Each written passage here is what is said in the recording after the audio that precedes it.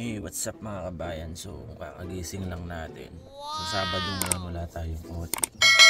So, paminsan-minsan, deserve din naman natin magpahinga. So, porket lang, wala lang talagang OT. Wala lang talagang trabawan.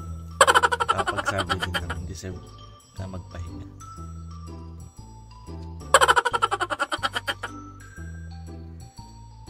So, kape-kape lang. Medyo istorbo din kasi pag wala kang pasok tapos yung mga kandun may pasok, kaya nagigising na din na sabay. So dito sa Taiwan 5 days working lang, so 5 days na may pasok dito sa company namin. Pagdating ng Sabado tsaka Linggo, pasok ng Sabado overtime yon, pero matik talaga yung Linggo ng pasok. Dahil wala tayong pasok ngayon, papadyan lang ako ng motor doon sa Taichung Daya. So, I will grab the opportunity. Ay, naks English yun Gago! Kasi kapag araw ng weekdays, sobrang busy na sa trabaho. Kaya, siyempre dapat yung service natin, kahit saan tayo magpunta, kailangan natin talagaan din. Siyempre, ginagamit natin. Hindi katulad ng jowa mo, ginagamit ka lang. Paano masabi? Joke lang. So, suot lang ako ng hoodie para hindi tayo manggitim. Para di sayang yung Kojic.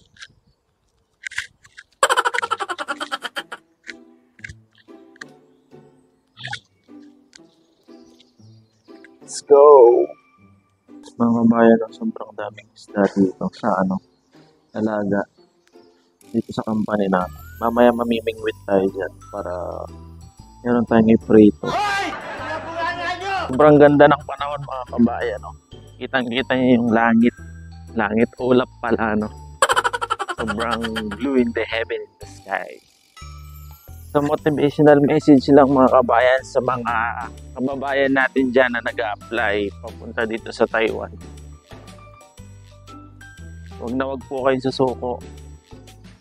Sa mga agency, kapag nag-fail kayo, apply lang ng apply. Sa mga overweight naman na nagtatanong, so mag-diet din kasi pag may time. Pagdating na lang dito sa Taiwan, doon na lang po kayo magkakakain ng marami. Kasi dito sa Taiwan, walang discrimination pagdating sa timbang. Siyempre mga kabayan, dahil vlogger tayo, ilagay ko muna yung cellphone ko sa sulok para mabidyohan naman tayo. Ting punas-punas lang, ang daming alikabok kasi. Yung lupa na galing dyan sa tapat ng parking at pupunta doon sa motor. Kaya yung kulay ng motor ko parang kulay brown na siya. Nyo ba mga kabayan, yung lupa dito sa Taiwan, kulay pula?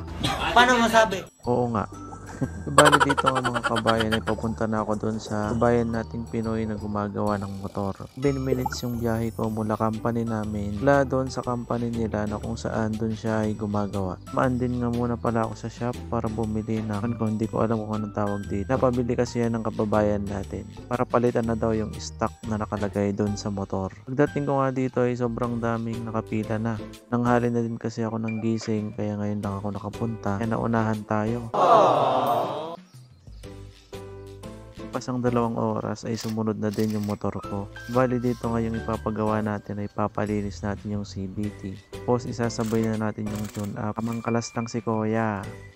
Guys, sa mga kababayan natin dyan na naghahanap ng trusted na mekaniko, suggested ko to si Kuya. Goods ito, gumawa. Parang baba lang ng TF niya. Ipa-plus ko na lang sa screen yung FB account niya. Tapos ipa-plus ko na din yung address kung saan siya nakatira. Goods na goods dito mga kabayan, habang naghihintay ka, pa siyang libreng pamerienda. Kaya nakakita ng nagpapagawa ka lang tapos pinapakain ka pa ng gumagawa.